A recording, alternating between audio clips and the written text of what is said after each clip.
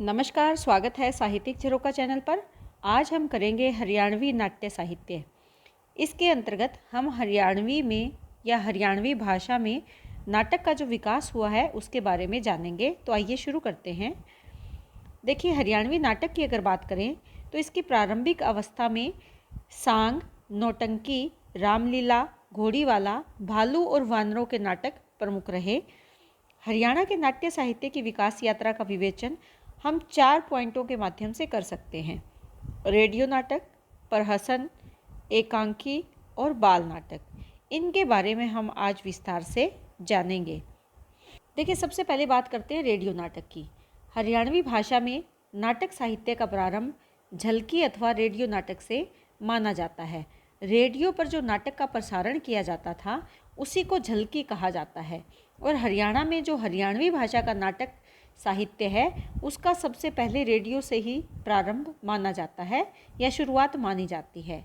सर्वप्रथम 1970 से 80 के दशक में चौधरी प्रताप सिंह द्वारा रचित झलकी ताऊ झगड़ू ने धूम मचाई थी। यानी सबसे पहले ताऊ झगड़ू नामक जो झलकी थी इसको रेडियो पर प्रसारित किया गया था और ये काफ़ी प्रसिद्धि प्राप्त की थी इसने। उसके बाद श्रीमती चंद्रमलिक, गठड़ी और नितनेम, इनकी ये रेडियो नाटक प्रसिद्ध रहे।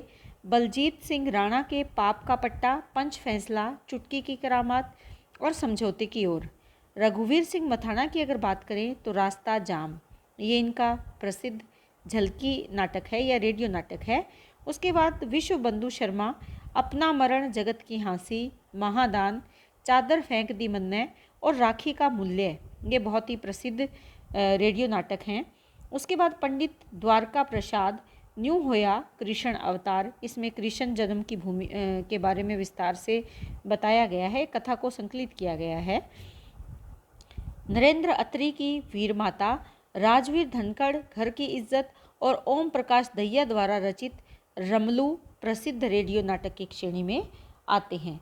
तो ये रेडियो नाटक है जो हरियाणवी भाषा में लिखे गए और जिन्होंने हरियाणवी नाट्य साहित्य को समृद्ध करने में अपनी महत्वपूर्ण भूमिका निभाई। इसके बाद बात करते हैं प्रहसन की। प्रहसन वे नाटक है जिसमें हास्य और व्यंग्य की भूमिका महत्वपूर्ण होती है। यानी हास्य व्यंग्य के माध्यम से किसी सामाजिक समस्या को या किसी सामाजिक मुद्दे को उठाया जाता है, उसे क्या कहते हैं? प्रहसन कहते हैं। हरियाणवी भाषा का प्रथम प्रहसन राजा राम शास्त्री द्वारा 1983 ईस्वी में धूलिया का पिटारा प्रकाशित हुआ और इसमें कुल 11 प्रहसन है। ये जो संग्रह है, प्रहसन संग्रह, इसमें कुल 11 प्रहसनों को स्थान दिया गया है। किसका है ये? राजा राम शास्त्री का, और 1983 ईस्वी में ये प्रकाशित हुआ था। तो प्रहसन की श्रेणी में देखें तो राजा राम शास्त्री का नाम ही प्रमुखता से लिया जा सकता है। इसके बाद बात करते हैं एकांकी। एकांकी एक ऐसा नाटक जिसमें एक ही अंक होता है। नाटक कई कई अंकों के नाटक होते हैं जिसमें एक दृश्य रहता है, फिर दूसरा दृश्य, फिर तीसरा दृश्य, लेकिन एकांकी में एक दृश्य या एक ही अंक होता है। यानी किसी एक ही घटना की, जो थोड़े समय काल की घटना होती है, उस घटना को इसमें शामिल किया जाता है। हरियाणवी भाषा एकांकी साहित्य का विकास अगर देखें तो 1995 ईस्वी से माना जाता है। डॉक्टर राजवीर धनखड़, बिंद गया सो मोती, और ये इनका एकांकी संग्रह है। इसमें 9 एकांकियों को संकलित किया गया है। उसके बाद पंडित किशन चंद शर्मा का नाम लिया जा सकता है। इनका जो एकांकी संग्रह है या एकांकी है इनकी लगाम। उसके बाद रामफल चहल, बिघन की जड़, इसमें भी 9 एकांकियों को संकलित किया गया है।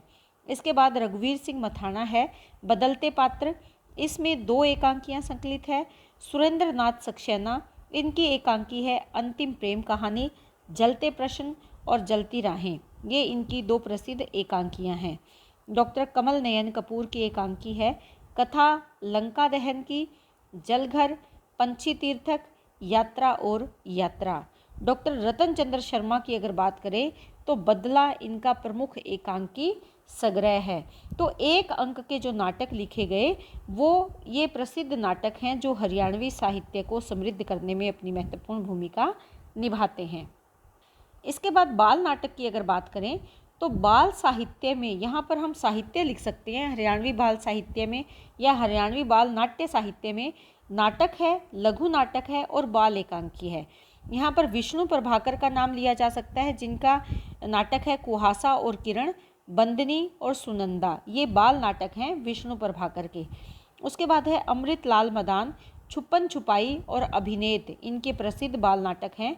लघु नाटकों की अगर बात करें, अशांति के प्रेत, चौराहे पर, कोख और अभिसारिका, ये लघु नाटक हैं।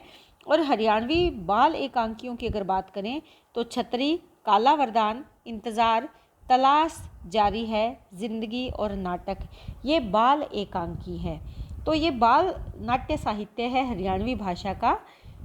तो इस प्रकार हम कह सकते हैं कि जो हरियाणवी नाट्य साहित्य है, इसके माध्यम से इन नाटककारों ने जो समाज की स्वार्थ वृत्ति है, इसके साथ साथ गिरते नैतिक मूल्य, धूमिल होती मानवता का सुंदर चित्रण इसमें किया है।